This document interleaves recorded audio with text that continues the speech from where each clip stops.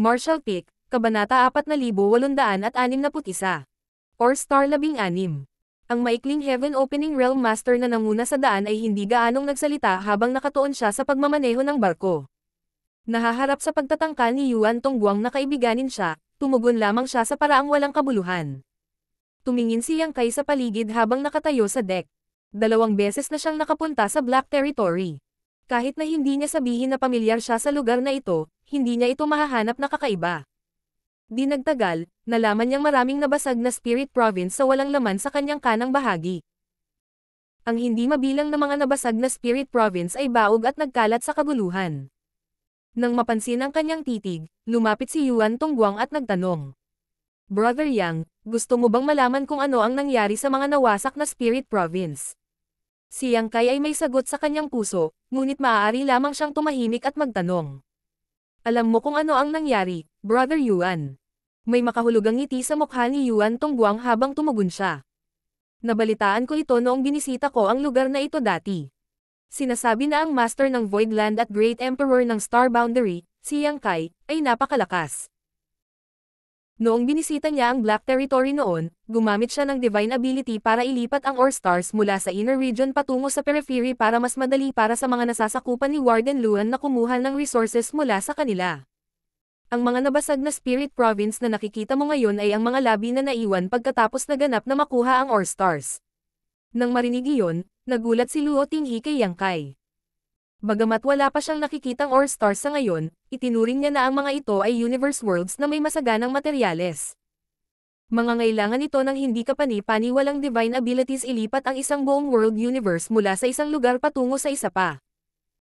Siya ay isang 8th grade Heaven Opening Realm Master, kaya ito ay talagang isang simpleng bagay para sa kanya upang sirain ang isang universe world. Gayunpaman, hindi niya akalain na magagawa niyang ilipat ang isang universe world ng buo. Ang mga junior brothers ni Yuan Tongguang ay curious din tungkol dito. Ang isa sa kanila ay nagtanong. Ang Ore Stars ay inilipat sa lugar na ito. Totoo. Hindi ba si Senior Yang Kai ay 6th grade Heaven Opening Realm Master? Kaya niya ba talagang gawin iyon? Umiling si Yuan Tongguang. Hindi ko alam kung totoo o hindi, pero malaki ang posibilidad na kung ano ang nangyari. Bukod dito, tulad ng makikita mo sa laki ng mga labi, hindi lang isang Ore Star ang ginalaw ni Senior Yang Kai.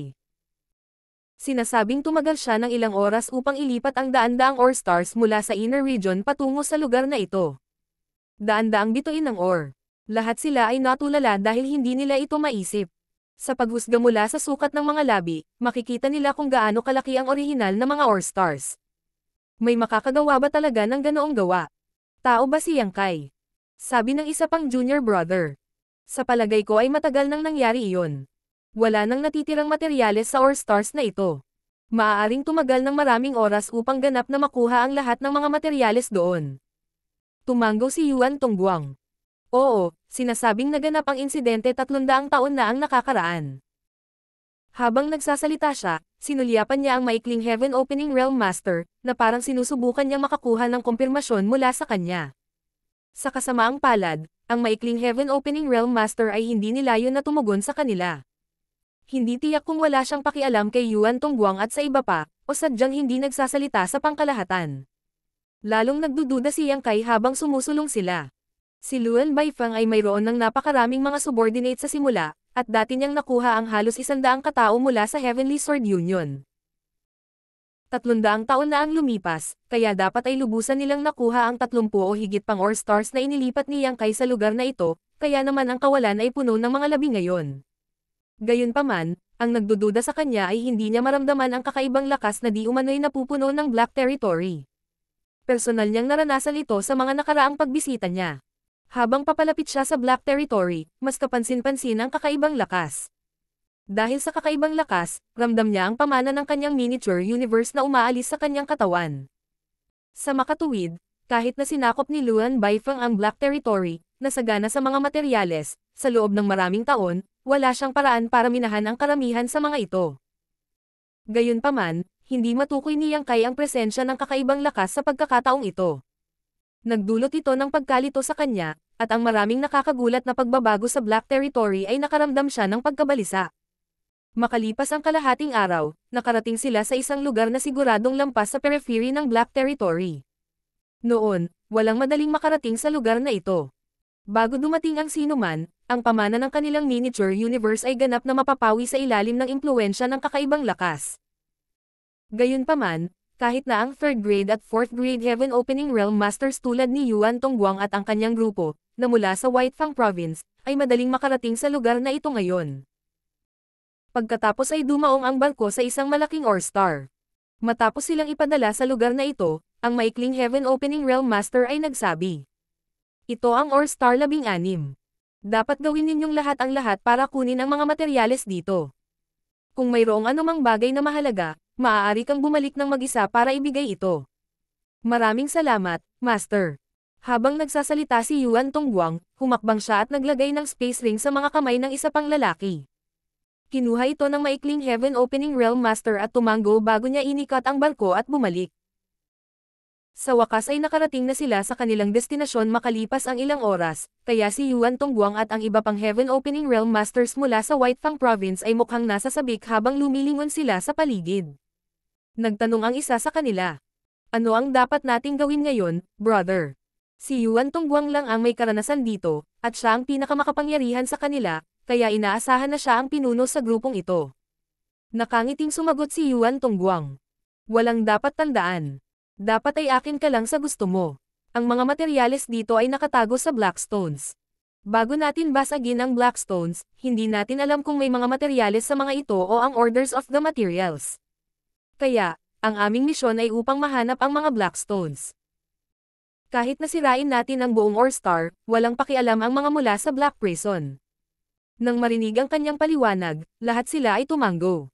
Sinabi pa ni Yuan Tongguang. Ang Blackstones ay napaka-espesyal at nangangailangan ng World Force na matuno.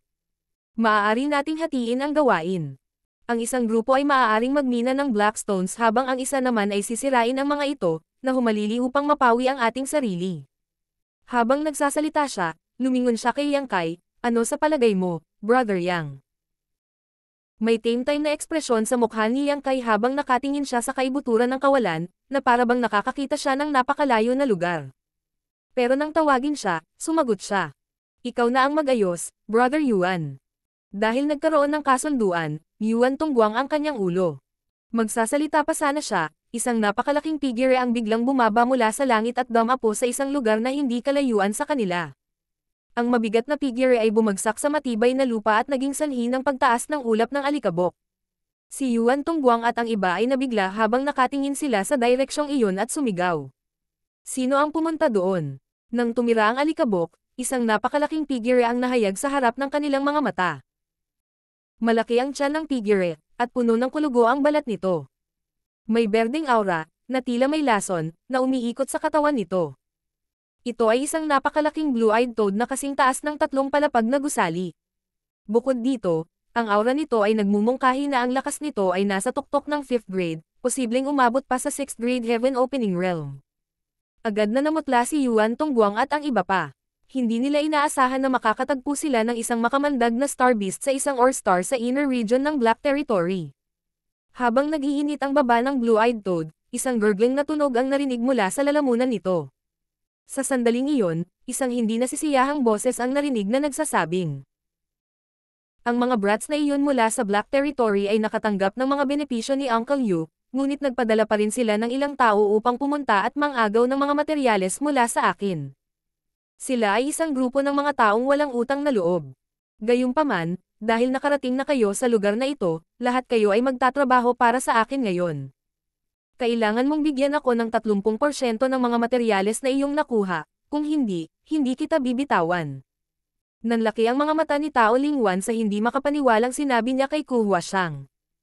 Junior sister ko, ito. Makakapagsalita ito. Nakangiting sumagot si Ku Huashang. Hindi siya ang nakakapagsalita. Isang nagulat na boses ang narinig na nagsasabing. May 3 babae dito. Medyo maganda sila. Ang swerte nitong si Uncle Yu. Kasunod nito, lumabas ang isang ulo mula sa tuktok ng blue-eyed toad habang sinulyapan niya si Ku Huashang at ang iba pa sa isang malaswang paraan. Noon ay malinaw na nakita ni Tao Lingwan na may isang taong nakasakay sa blue-eyed toad. Masyadong maliit ang tao kumpara sa napakalaking blue-eyed toad, kaya hindi niya ito natuklasan ngayon. Ngumisi si Luo Tinghi. Sino itong tanganan ng ahas na tawagin ang kanyang sarili na uncle? Namutla si Yuan Tongguang nang magpadala siya ng hudyat kay Luo Tinghi na sumenyas sa kanya na itigil ang pagbubulas ng kalokohan, dahil sa wakas ay naalala niya kung sino ang blue-eyed toad at ang may-ari nito. Narinig niya na may isang matandang lalaki na nagngangalang Yu na nag-okupa ng isang ore-star sa lugar na ito. Ang mga ipinadala doon ay kailangang magbayad sa kanya ng 30% ng mga nakuhang materyales at ang mga lumaban ay mauuwi sa isang kakilakilabot na kalagayan. Hindi naman talaga siya nabahala nang marinig niya ito noong una. Hanggang sa nadatnan niya ang duo ay nakaramdam siya ng kilabot. Hindi ito maaaring makatulong, dahil ang matandang ito na pinangalan ng Yu ay nasa tuktok ng 5th grade Heaven Opening Realm, at ang blue-eyed toad ay mas malakas kaysa sa kanya. Sa pagsasanib ng puwersa nilang dalawa, makakalaban nila ang 6th grade Heaven Opening Realm Master. Ang ganitong uri ng paglilinang ay walang kapantay sa mga cultivator na nagpunta rito upang magmina ng mga ores, kaya walang sino man ang maaaring lumaban sa kanila. Bukod dito, ang mga mula sa Black Territory ay walang pakialam sa gayong maliit na bagay. Nais lang nilang sundin ng mga taong dumating sa Black Territory ang kanilang mga patakaran, at ang kaligtasan ng mga taong ito ay walang pakialam sa kanila. Lihim na nagmura si Yuan Tongguang sa kanyang tinaguriang kaibigan na nagtalaga sa kanya ng Ore-star 16 na pabalik sa Reception Palace. Ang tao ay nakatanggap ng ilang mga benepisyo mula sa kanya, ngunit ipinadala pa rin niya siya sa lugar na ito, na walang pinagkaiba sa pagpapadala sa kanya sa isang bitag. Ganap na batid na hindi sila nakatakas ng hindi nasaktan, si Yuan Tongguang ay nagmamadaling itinago ang kanyang kamao. Binabati ni Yuan Tongguang ng Whitefang Province si Old Yu. Huwag kang mag-alala. Susundin namin ang iyong mga alituntunin kapag kumukuha ng mga materyales dito, at hindi kami mangangahas na magtago ng anuman sa aming sarili. Nakalagay ang mga kamay sa kanyang balakang, nakatayo si Old Yu sa ulo ng blue-eyed toad habang ngumisi. Napakatak mo, brat. Gayunpaman, mukhang hindi naiintindihan ng babaeng ito ang mga patakaran dito.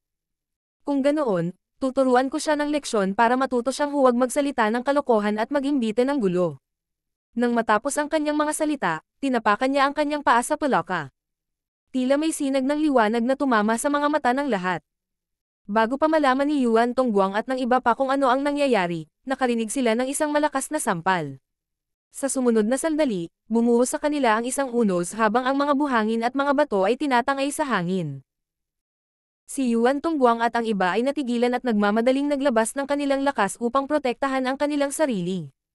Gayunpaman, ang lalaking may apelyidong Yu ay narinig na sumisigaw na hindi makapaniwala. Nang tumira ang alikabok, iminulat ni Yuan Tongguang at ng iba pa ang kanilang mga mata at nagulat sila sa nakitang nasa harapan nila. Ang blue-eyed toad ay iniunat na ang dila nito sa pagtatangkang salakayin si Luo Tinghi, ngunit sa sandaling ito, ang babae ay nakahawak sa dila gamit lamang ang dalawang daliri. Hindi alintana kung gaano kahirap ang pagpupumiglas ng blue-eyed toad, hindi nito nagawang bawiin ang dila nito. Si Yuan Tongguang ay namangha. Dapat pansinin na ang blue-eyed toad na ito ay isang star beast na katumbas ng peak 5th grade o kahit isang 6th grade Heaven Opening Realm Master. Kahit ang casual na pag-atake nito ay kailangang seryosohin. Gayunpaman, madaling nahuli ni Luo Tinghi ang makapangyarihang dila nito sa pamamagitan lamang ng dalawang daliri. Anong uri ng paglilinang ang taglay niya? Gaano ba siya kalakas? Martial Peak, Kabanata 4862. Nakipagkitang muli ang mga Black Ink Disciples. Bukod dito, kitang-kita na ang blue-eyed toad ay makamandag, kaya dapat nabalot din ng lason ang dila nito. Ang karaniwang Heaven Opening Realm Master ay hindi ito kayang palayasin, kaya paanong nahawakan ng babaeng ito ang dila nito gamit ang kanyang mga daliri. Hindi masyadong naiintindihan ni Yuan Tongguang si Luo Tinghi ngayon dahil pakiramdam niya ay may mali. Kaya mabilis siyang lumingon para tingnan si Yang Kai. Gayunpaman, hindi man lang nag-abala si Yang Kai na tumingin sa kanilang direksyon, na parang hindi niya alam ang hidwaan na nangyayari. Pagkaraan ng ilang sandali, sinabi na lamang niya. Ipaubaya ko na sa iyo. Lalabas ako para tingnan. Nang matapos ang kanyang mga salita, bumaril siya sa kalangitan at tumungo sa kailaliman ng Black Territory. Aalis siya ng ganon-ganon lang. Bago pa man natauhan si Yuan Tongguang, nakita niya si Luo Tinghi na nagpapuwersa sa kamay nito, pagkatapos ay itinapon sa hangin ang dambuhalang palaka na may asul na mata at pagkatapos ay bumagsak sa lupa. Ang matandang nagngangalang Yu, na nasa likod ng palaka, ay natatakpan din ng alikabok. Bago siya makatayo, diretsyong tinapakan ni Luo Tinghi ang kanyang dibdib at nakangiting sinabi. Tuturuan mo ba ako ng leksyon? Agad na humingi ng awa ang matandang may apelyidong Yu. Patawarin mo ako, Great Auntie. Ikinalulungkot ko ang aking kawalang galang, at sa halip ay dapat akong turuan ng leksyon. Mula ngayon, 30% ng lahat ng mga materyales na nakuha dito ay mapupunta sa iyo. Handa akong magtrabaho para sa iyo. Napatulala si Yuan Tongguang at ang iba pa. Bumaril si Yang Kai patungo sa kailaliman ng Black Territory. Habang umaalon-alon ang Space Principles, nakagalaw siya sa napakabilis na bilis. Ang lugar na ito ay dapat na mapuno ng kakaibang lakas, at ang karaniwang Heaven Opening Realm Master ay hindi makakarating kahit saan malapit dito. Gayunpaman, sa sandaling ito, ang kanyang pag-unlad ay walang hadlang, na nag-aalala kay Yang Kai. Hindi niya naisip kung ano nga ba ang kakaibang lakas. Noong nakaraan, binalak niyang imbestigahan ng mabuti ang Black Territory kapag malaya siya isang araw. Marahil ay makakarating siya sa ilalim ng kakaibang lakas pagdating ng panahon. Alam niya na ang Black Territory ay isang malawak na lugar na may maraming materyales, ngunit ang dahilan kung bakit madali itong nasakop ni Luan Baifeng, isang 6th grade Heaven Opening Realm Master, ay dahil ang lugar na ito ay puno ng kakaibang lakas na iyon. Kung wala ang kakaibang lakas, ang Ore Stars sa Black Territory ay matagal nang na-target ng iba. Kahit na ang Cave Heavens at Paradises ay magnanasa ng gayong mga kayamanan. Gayunpaman, ito ay dahil sa kakaibang presensya ng lakas kaya napakahirap kumuha ng mga materyales sa Black Territory. Kadalasan, ang buhay ng tao ay kailangang ipagpalit para sa mga materyales. Sa makatuwid, ang Cave Heavens at Paradises ay hindi pa nakatutok sa lugar na ito dati. Ang kakaibang lakas ay masasabing natural na hadlang ng Black Territory. Gayunpaman, nawala na ang hadlang. Sa kabilang banda, gumawa ng counterintuitive na desisyon si Luan Baifeng sa pamamagitan ng pagpapakalat ng balita para maakit ang maraming Heaven Opening Realm Masters na pumunta at kumuha ng mga materyales. May kakaiba sa nangyayari. Dumaan si Yang Kai ng maraming Ore Stars sa daan at kitang-kita na maraming Heaven Opening Realm Masters ang abala sa pagkuha ng mga materyales sa Ore Stars na iyon. Gumamit sila ng sarili nilang secret techniques at gumagawa sila ng maraming ingay. Ang ilan sa mas maliliit na Ore Stars ay ganap na nabasag dahil ang lahat ng Blackstones ay natagpuan. Habang patuloy siyang sumusulong, dumating ang isang sandali nang biglang naramdaman ni Yang Kai ang kakaibang lakas na bumalot sa kanya. Hindi niya maiwasang iangat ang kanyang noo, dahil sa wakas ay napagtanto niya na ang kakaibang lakas na orihinal na pumuno sa Black Territory ay hindi pa ganap na nawala. Ito ay lamang na ang lugar na sakop nito ay makabuluhang lumiit. Sa makatuwid, ang ligtas na lugar sa paligid ay lumawak, na nagbigay daan sa iba na magmina ng Ore Stars na dati ay masyadong mapanganib para bisitahin. Gayunpaman, ang kakaibang lakas ay umiiral pa rin sa inner region ng Black Territory, at ito ay sobrang siksik. Sa kanyang mga nakaraang pagbisita sa Black Territory, ginamit ni Yang Kai ang kanyang Toe-Earring Evergreen Divine Manifestation para protektahan ang kanyang sarili at itakwil ang kakaibang kaagnasan ng lakas. Gayunpaman, kahit na sa kanyang wood element power na nakondensed mula sa asensya ng Immortal Tree, hindi pa rin siya nakakapasok ng napakalalim sa Black Territory. Kapag ang kanyang Toe-Earring Evergreen Divine Manifestation ay hindi na nakayanan, hindi na siya makapagpatuloy pa. Gayunpaman, iba na ngayon. Nakuha ni Yang Kai ang World Spring in the Shattered Heaven, at sa pagkakaroon ng isa sa 4 universe pillars, masisiguro nitong ang kanyang miniature universe ay palaging mananatiling buo at hindi malalampasan. Kaya naman, kahit na nararamdaman niya ang kakaibang presensya ng lakas, wala itong impluwensya sa kanya. Nag-iba ang ekspresyon niya sa realization na iyon. Marahil ay mahahanap na niya sa wakas ang pinagmulan ng kakaibang lakas. Nilamon ng lakas na ito ang malaking bahagi ng Black Territory, kaya dapat mayroong pinagmulan. Noong nakaraan, gustong hanapin ni Yang Kai ang pinagmulan, ngunit hindi niya ito kayang gawin. Ngayong mayroon na siyang World Spring, hindi na siya natatakot sa kaagnasan ng kakaibang lakas. Hindi rin siya nag-aalala tungkol sa pamana ng kanyang miniature universe na umalis sa kanyang katawan. Marahil ay mahahanap na niya ang pinagmumulan ng kakaibang lakas sa pagkakataong ito at maimbestigahan ng maayos ang bagay na ito. Sa rehiyong ito, walang kumukuha ng mga materyales sa Ore Stars, dahil ang mga tao ay hindi maaaring manatili dito. Patuloy na kumilos si Yang Kai at hindi nagtagal ay nakarating siya sa isang lugar na hindi niya nagawang bisitahin sa mga nakaraang biyahe niya. Ang kakaibang lakas ay patuloy na tumitindi. Inakala ni Yang Kai na kahit ang isang 8th grade Heaven Opening Realm Masters tulad ni Luo Tinghi ay hindi makakatagal dito. Sa lugar na ito, bahagyang naramdaman ni Yang Kai ang presensya ng isa pang uri ng lakas. Gayunpaman, sa interference mula sa kakaibang lakas, ang kanyang pangunawa ay lumabo, kaya hindi niya matukoy kung ano ang lakas na iyon. Nagpatuloy siya sa pagsulong, ngunit makalipas ang halos 2 oras, nahirapan siyang magpatuloy. Ang pumipigil sa kanya para lumayo pa ay hindi ang kakaibang lakas. Sa proteksyon ng World Spring, ang kakaibang lakas sa Black Territory ay hindi magiging banta sa kanya. Ang nakahadlang sa kanya ay ang natural spirit arrays na tila nasa lahat ng dako sa Black Territory. Ang Black Territory ay mapanganib sa 2 dahilan. Una ay ang presensya ng kakaibang lakas, pangalawa ay ang hindi mabilang na natural spirit arrays. Ang dahilan kung bakit nagkaroon si Luan Baifeng ng napakataas na tagumpay sa Dao of Spirit Arrays ay dahil matagal na siyang nakatira sa Black Territory.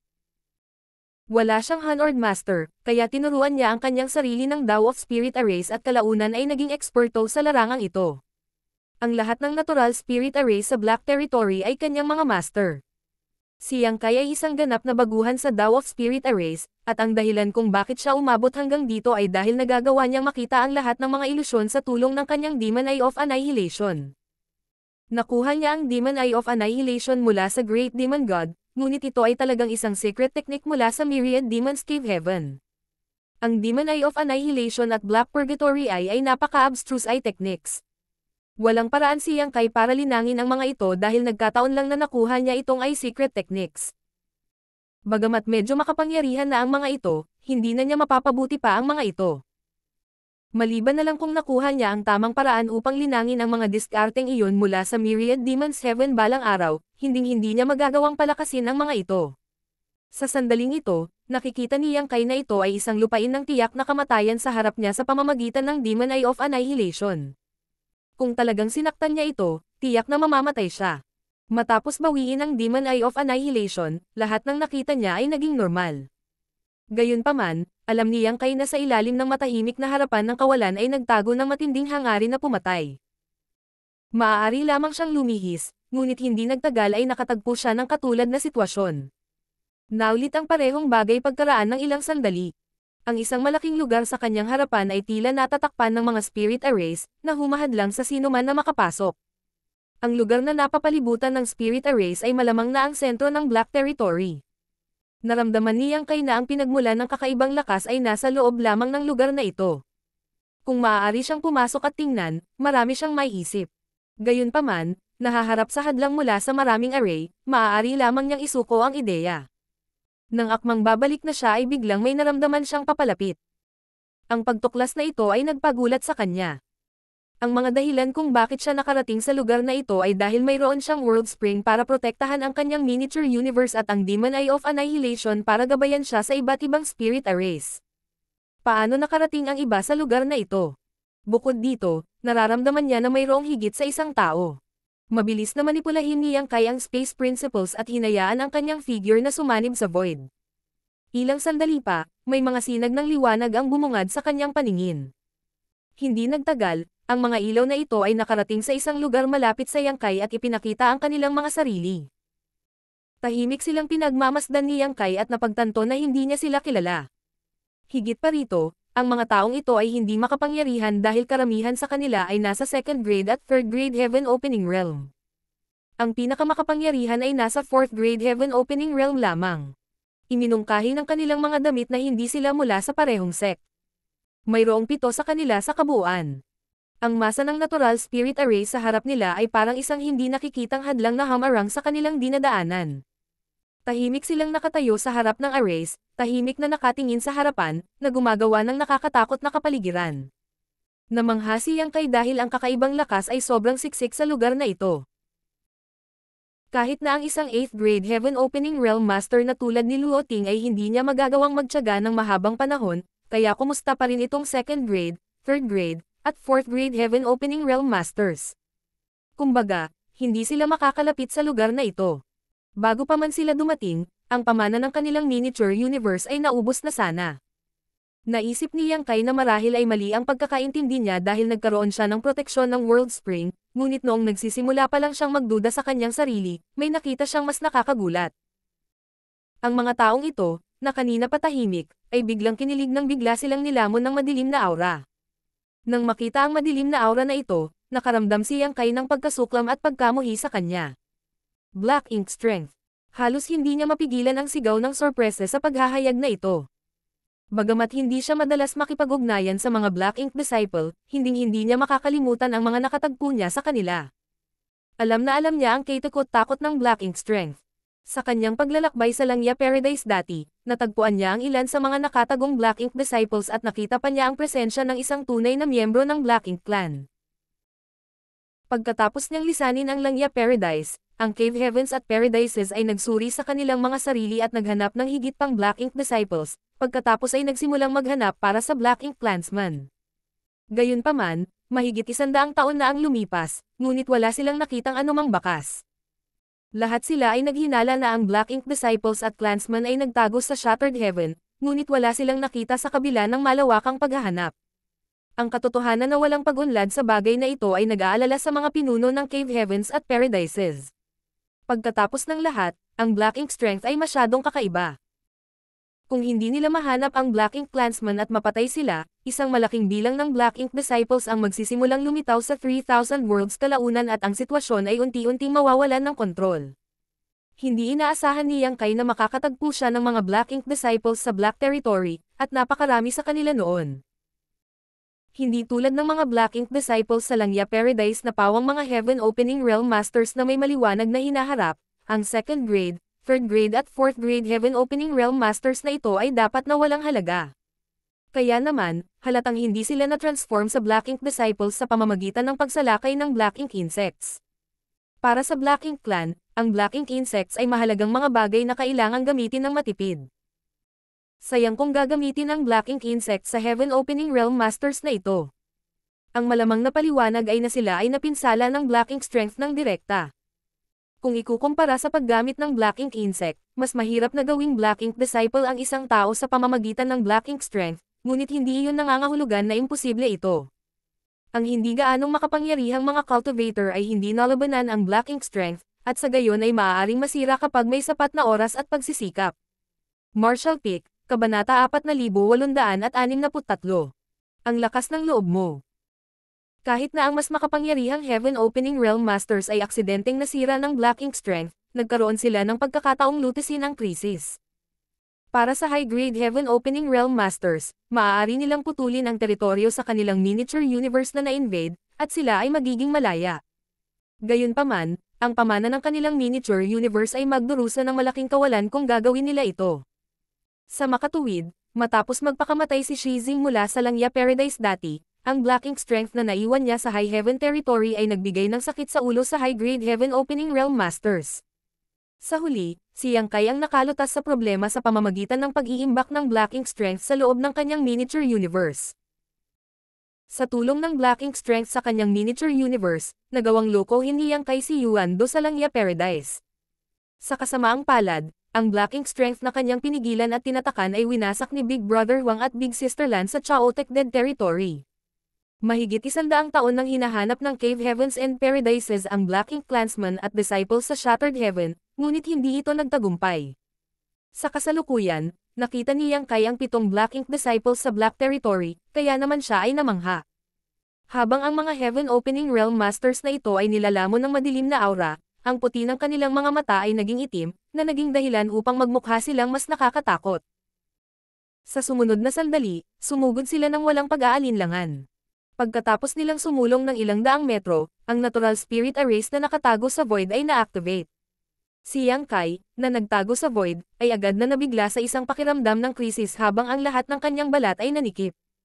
Ang 7 taong ito ay hindi lumaban at hindi nagtagal ay ginawang alabok ng mga array. Ang kanilang miniature universe ay gumuho, at ang kanilang world forces ay naglaho. Napatay sila sa isang kisap mata. Nagulat si Yang Kai sa tanawin. Akala niya noong una ay may masamang balak nang biglang sumulpat sa lugar na ito ang mga Black Ink Disciples na ito. Dahil huminto sila sa kanilang mga landas sa harap ng natural spirit arrays ngayon, maliwanag na alam nila ang panganib na nasa harap nila. Bagamat alam nilang papatayin sila, determinado pa rin silang sumulong. Hindi maisip ni Yang Kai kung ano ang nangyayari. Bakit ang mga Black Ink Disciples na ito ay aktibong sinubukang patayin ang kanilang mga sarili? Isang pakiramdam ng pagkabalisa ang bumalot sa kanya. Ang katotohanan na mayroong mga Black Ink disciples sa Black Territory ay isang pangunahing isyu para sa 3,000 Worlds, kaya kailangan niyang mabilis na ipaalam ito sa Cave Heavens and Paradises. Gayunpaman, hindi nagmamadaling bumalik si Yang Kai. Ang nakita niya ay nagparamdam sa kanya na nasulyapan niya ang isang bagay na napakaseryoso. Ang mga aksyon ng mga Black Ink disciples na pinatay ang kanilang mga sarili ay hindi ang katapusan. Kaya naman nanatiling nakatago si Yang Kai sa Void at matiag ang naghintay. Pagkalipas ng ilang araw, dumating ang isa pang grupo ng mga tao mula sa paligid. 3 lang ang tao sa pagkakataong ito. Ang mga taong ito ay mas mahina dahil 2 sa kanila ay nasa 3rd grade at ang natitira ay nasa 2nd grade Heaven Opening Realm. Gayunpaman, ang parehong bagay ay nangyari muli, tulad ng nakita ni Yang Kai ilang araw na ang nakalipas. Ang Black Ink disciple na ito ay determinadong pumasok sa Natural Spirit Arrays at pinatay ang kanilang mga sarili. Hindi pa nakita ni Yang Kai ang mga Black Ink disciples na ito, kaya naisip niya na hindi sila mga subordinate ni Luan Baifeng. Sa halip, dapat silang mga tagalabas na naaakit sa mga materyales sa Black Territory. Nagpasya siyang itigil ang kanyang pagmamasid dito dahil marami siyang naisip matapos na masaksihan ang 2 batch ng Black Ink disciples na nagpapatayan. Ngayon kailangan niyang i-verify ang kanyang mga teorya. Inakala ni Yang Kai na oras na para hanapin niya si Luan Baifeng. Marahil ay makukuha niya ang mga sagot na kailangan niya mula sa kanya. Kasunod noon ay tumalikod siya at lumipad pabalik. Wala siyang nakitang Black Ink disciples sa daan dahil abala pa rin ang mga cultivator sa pagkuha ng mga materyales sa Ore Stars. Bago pa man siya makalapit sa Ore Star 16, nakita niya si Zinpang na mabilis na papalapit sa kanya. Sect Master, bakit ka pumunta dito? Kanina pa kita hinahanap. May bahid ng pagkabalisa sa mukha ni Zinpang. Sinabi sa kanya dati na papasok siya sa Black Territory kasama si Yang Kai pagkabalik niya mula sa Star City. Gayunpaman, nang bumalik siya, napagtanto niyang wala na si Yang Kai. Umalis na walang pagpipilian, mabilis siyang pumasok sa Black Territory at ipinaalam kay Luan Baifeng ang pagdating ni Yang Kai. Matapos itong pag-isipan, sinabihan ni Luan Baifeng ang kanyang mga nasasakupan na suriin ang listahan ng mga taong dumating sa Black Territory upang magmina ng mga materyales sa nakalipas na ilang araw. Iminungkahi ng mga talaan na si Yang Kai ay nagtungo sa Ore Star 16. Gayunpaman, pagdating niya sa Ore Star 16 na kasama ang kanyang mga subordinate, si Luo Tinghi lang ang nakita niya at ang iba pa. Si Yang Kai ay wala kahit saan. Naiwan na walang pagpipilian, sinabi niya sa kanyang mga nasasakupan na hanapin siya. Maswerte si Zinpang na naabutan niya si Yang Kai, na pauwi na. Maraming pagbabago sa Black Territory, kaya nagpa siya akong maglakad-lakad ng mag-isa. Walang pakialam na sagot ni Yang Kai. Nasaan si Luan Baifeng? Mabilis na sinabi ni Zinpang. Hinihintay ka ni Elder Luan sa Ore Star 16. Mahirap hanapin ka dahil hindi niya alam kung nasaan ka, kaya nagpa siya siyang hintayin ang iyong pagbabalik. Ungol ni Yang Kai bilang tugon. Pumunta tayo ngayon sa kanya. Nagmamadaling pinangunahan siya ni Zinpang. Ilang sandali pa, nakarating na sila sa Ore Star 16 kung saan dumaong ang isang maganda at marangyang barko. Ang matandang lalaki na nagngangalang Yu, si Yuan Tongguang, at ang iba ay masunuring nakatayo doon ng tahimik. Sa kubyerta, mayroong isang mesa na natatakpan ng mga spirit fruits at mga bote ng alak. Si Luan Baifeng, Luo Tinghi, at ang iba pang mga babae ay nakaupo sa tabi ng mesa habang tila nag-e-enjoy sila sa isang masayang kwentuhan. Nang makita ang presensya ng lalaki, tumangala si Luo Tinghi sa langit. Nasa likod ni Yang Kai. Sa sumunod na sandali, 2 sinag ng liwanag ang dumapo sa deck. Mabilis na tumayo si Luan Baifeng mula sa upuan at binati siya. Pagbati, Sect Master. Nang marinig iyon, si Yuan Tongguang, na nakaluhod sa lupa, ay lumawak ang kanyang bibig sa hindi makapaniwala. Nang makita niyang madaling natalo ni Luo Tinghi ang matandang may apelyidong Yu, agad niyang nalaman na ito ay isang senior expert. Pagkatapos, ang pagdating ni Luan Baifeng ay nakumpirma ang kanyang haka-haka na ang grupo ni Yang Kai ay mula sa isang malakas na background. Sa kabila ng kanyang haka-haka, hindi siya sigurado tungkol sa pagkakakilanlan ni Yang Kai. Hanggang sa sandaling ito ay napagtanto niyang ang binata na nakasalubong niya sa daan patungo sa Black Territory ay ang sikat na master ng Voidland. Sa sandaling iyon, nalulula siya sa magkasalungat na damdamin. Tumingin si Yang Kai kay Luan Baifeng nang walang sabi-sabi. Ang silent pressure ay naging sanhi ng panginginig ni Zinpang dahil hindi niya maiwasang mapalunok. Sa gilid, kinalikot ni Luo Tinghi ang kanyang baso at pagkatapos ay humigop ng alak. Sa kabila ng mahinang ngiti sa kanyang mukha, ang kanyang 8th grade Heaven Opening Realm pressure ay dahan-daang nagsimulang tumulo. Ang isang natakot na si Xin Pang ay direktang napaluhod sa deck. Ang lakas ng loob mo, Luan Baifeng. Sa wakas ay bamantong hininga si Yang Kai. Nang hindi itinaas ang kanyang ulo, sumagot si Luan Baifeng sa isang mapagpakumbabang paraan. Patawarin mo ako, ngunit hindi ko alam kung anong pagkakamali ang nagawa ko. Mangyaring paliwanagan ako, Sect Master. Kailangan mo bang sabihin ko sa iyo kung ano ang ginawa mo? Ang matalim na titig ni Yang Kai ay tila naputol ang kanyang mukha. Napaluhod si Luan Baifeng. Kung talagang nagkamali ako, handa akong tanggapin ang parusa ng walang anumang reklamo. Gayunpaman, mangyaring ituro kung ano ang nagawa ko, Sect Master. Ngumisi si Yang Kai. Sino ang nagpapahintulot sa iyo na pasukin ang mga tagalabas at kumuha ng mga materyales dito? Desisyon ko iyon. Sagot ni Luan Baifeng sa malungkot na boses. Gusto ko ang dahilan mo. Sinabi ni Luan Baifeng. Ilang buwan na ang nakalipas, may nakita akong mga pagbabago sa Black Territory. Nakarating ka na sa kailaliman ng Black Territory, kaya dapat mong malaman na ang lugar na sakop ng kakaibang lakas ay lumiit ng husto. Ang orihinal na mapanganib na mga lugar ay naging ligtas, at maaari na nating bisitahin ang Ore Stars na hindi maabot sa nakaraan. Magandang balita ito para sa Black Territory pati na rin sa Voidland at High Heaven Palace. Ang mga materyales sa Ore Stars ay sagana, ngunit wala akong sapat na mga subordinate upang kunin ang mga ito ng mahusay, kaya, nagpa siya akong ipakalat ang balita upang maakit ang mas maraming tao na pumunta at tumulong sa pagmimina. Tiyak, kailangan nating bigyan sila ng ilang mga gantimpala para sa kanilang trabaho, kaya nag-set up ako ng ilang mga panuntunan. Ang mga sumusunod sa mga patakaran ay makakakuha ng ilang mga benepisyo mula sa Black Territory. Malamig na sinabi ni Yang Kai. Mayroong higit sa 10,000 Heaven Opening Realm Masters sa Voidland at High Heaven Palace ngayon. Kung gusto mong minahan ang Ore Stars, maaari mo na lang itong ipaalam sa Head Manager o Second Manager, at sila na ang gumawa ng arrangement. Bakit pa umaasa sa tulong ng mga tagalabas at mag-aaksaya ng mga mahalagang yaman? Nang mapagtanto ang dahilan sa likod ng kanyang galit, sumagot si Luan Baifeng. Sect Master, kung iyon ang ikinagagalit mo, hayaan mo akong magpaliwanag sa sarili ko. Ipagpatuloy mo, marami na talagang Heaven Opening Realm Masters sa Voidland at High Heaven Palace ngayon, ngunit karamihan sa kanila ay kailangan para tuklasin ang New Great Territory habang ang iba ay kinakailangang panatilihin ang kaayusan sa 2 Star Cities. Bukod dito, ang mga cultivator na kakaakyat pa lang sa Heaven Opening Realm ay nangangailangan ng panahon upang patatagin ang kanilang mga cultivations, kaya hindi angkop para sa kanila na gawin ang anumang mga gawain pansamantala. Sa makatuwid, ang Voidland at High Heaven Palace ay malamang na hindi makapagpadala ng maraming tao sa lugar na ito. Higit pa rito, may kakaiba sa mga pagbabago sa Black Territory. Bago ko malaman ang katotohanan, hindi ako maglalakas loob na hayaan ang mga kapwa ko disipulo na makipagsapalaran. Sinasabi ko nakuha ko talaga silang lumapit, nag-aalala ako na ang kakaibang lakas sa Black Territory ay biglang makakaranas ng muling pagkabuhay.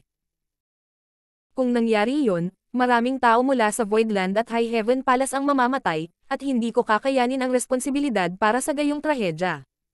Nang marinig iyon, si Yuan Tongguang at ang iba pa ay basang-basa sa malamig na pawis. Hanggang sa sandaling ito ay natuklasan nila na talagang nalantad sila sa mas maraming panganib habang kumukuha ng mga materyales sa Black Territory kaysa sa orihinal nilang naisip. Sa deck, tinitigan niyang kay si Luan Baifeng na may singkit na mga mata.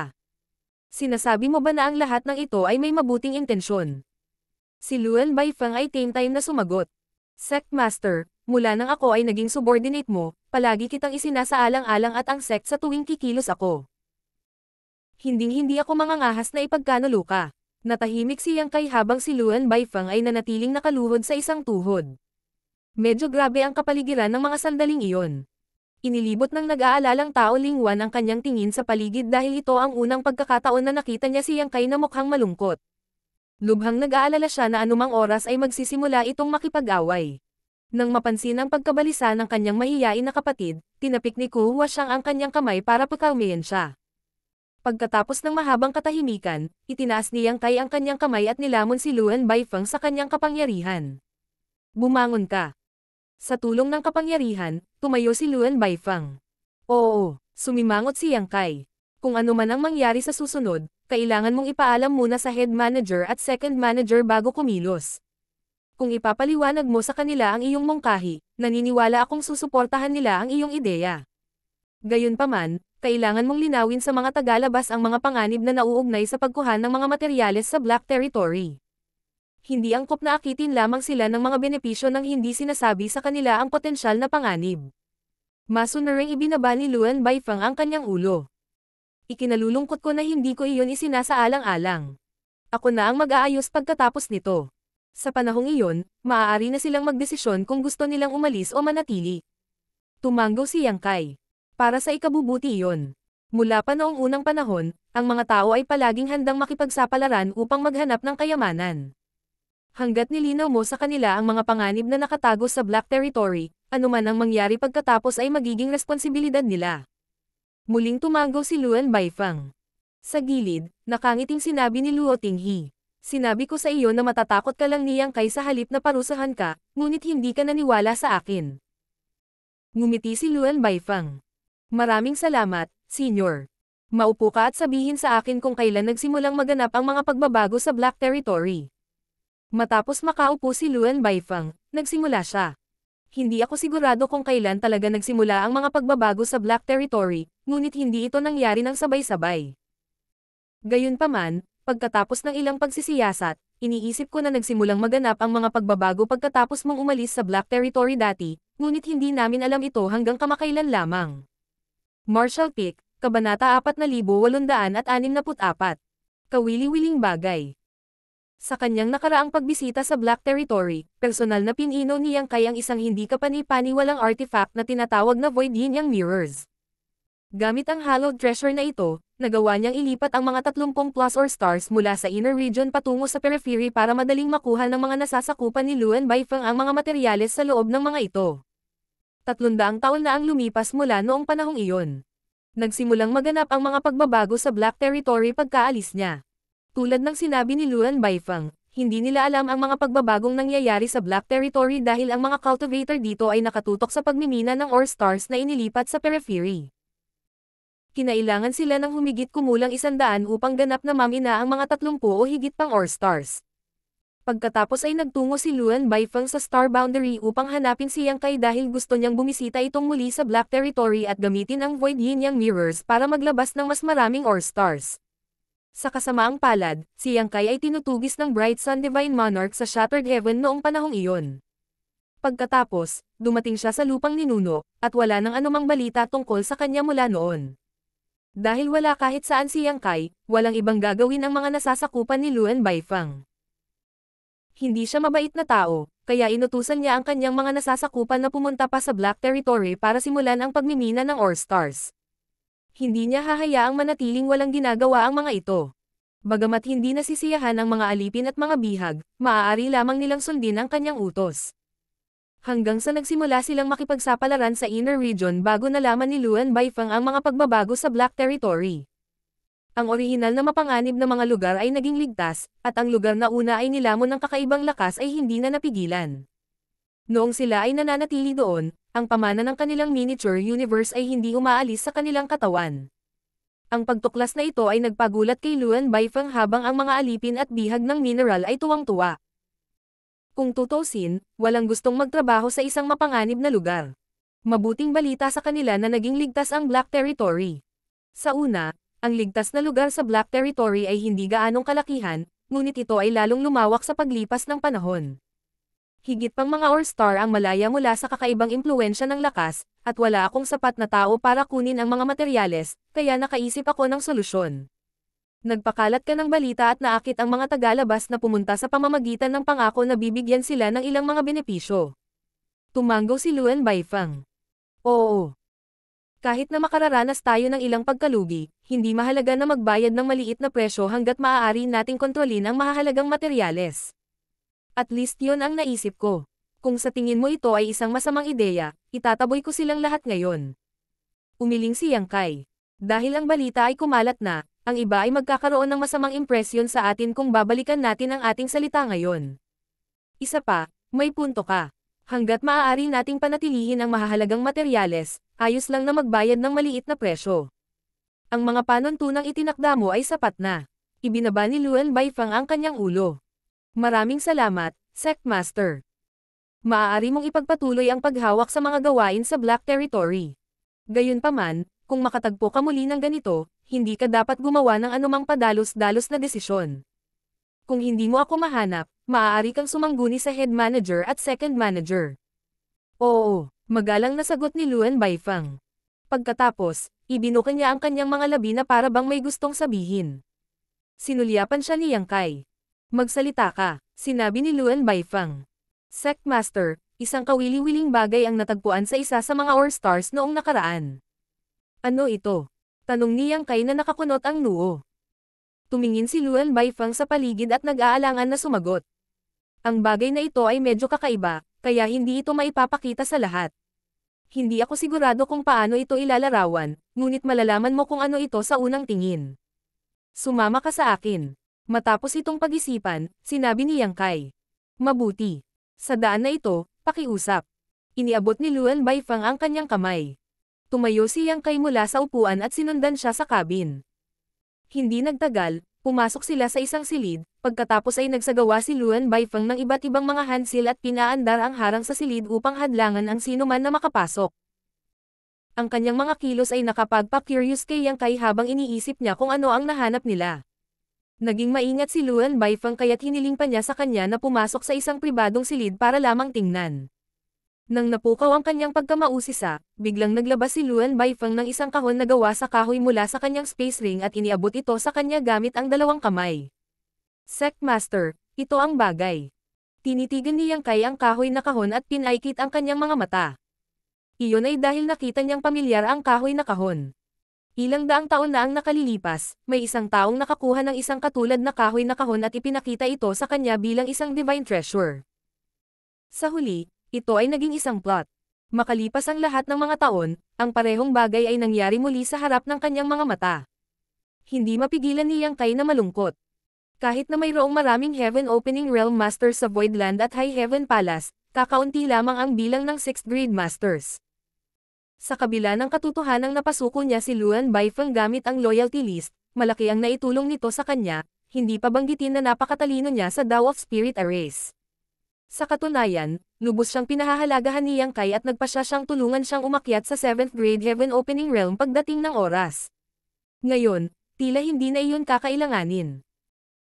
Bigla niyang napagtanto kung bakit nawala sa loyalty list ang mga pangalan ni Luan Baifang at Xin Pang. Noong una, akala niya ay pumanaw na sila, pero buhay pa pala sila at sumipa. Gayunpaman, hindi na sila ang Luan Baifang at Xin Pang na kilala niya.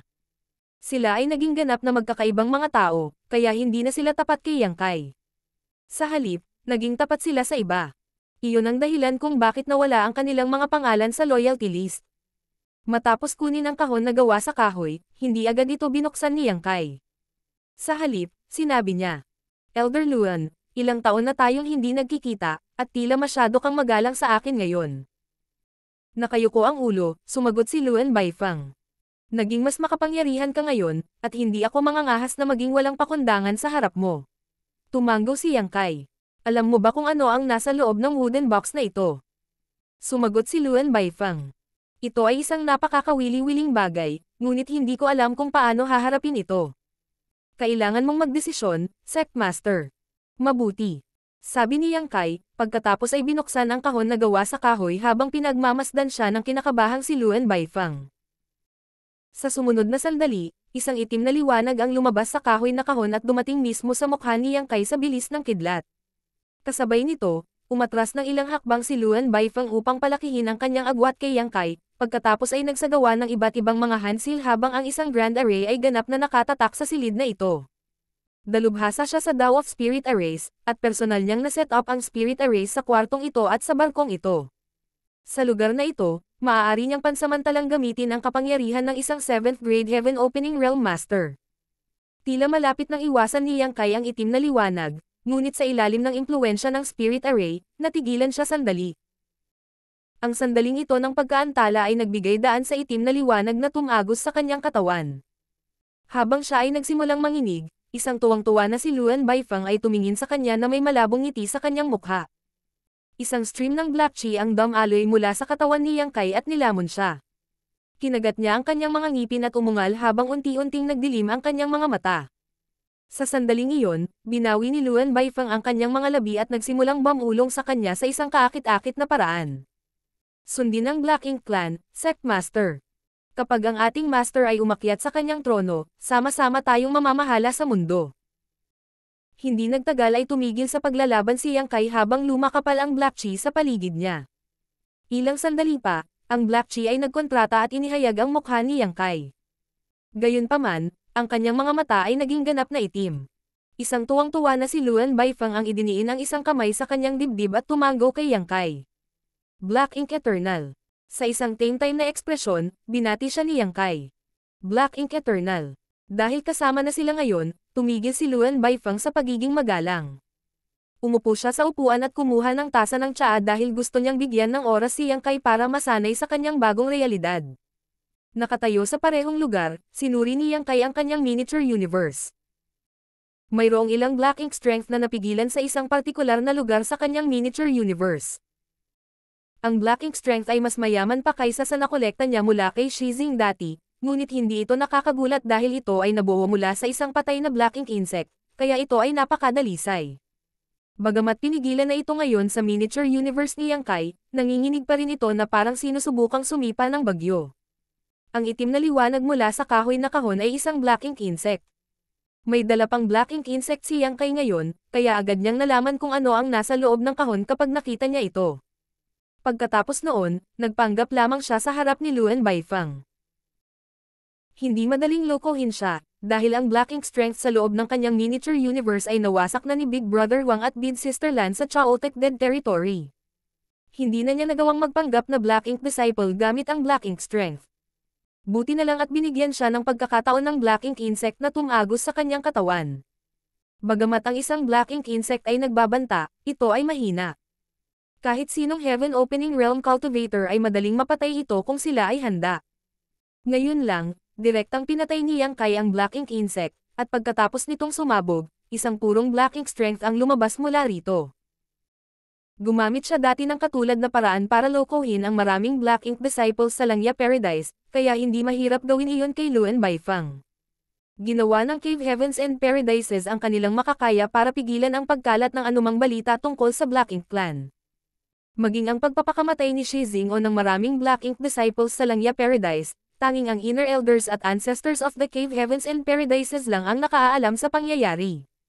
Walang sino man sa mga disipulo ang nakakaalam tungkol dito, lalo pa si Luan Baifeng, na nasa malayong Black Territory. Kung alam niya kung ano ang naranasan ni Yang Kai, hindi sana siya gumamit ng Black Ink Insect para harapin siya at inisip pa niya na kasama niya ito at hindi niya ito bantayan.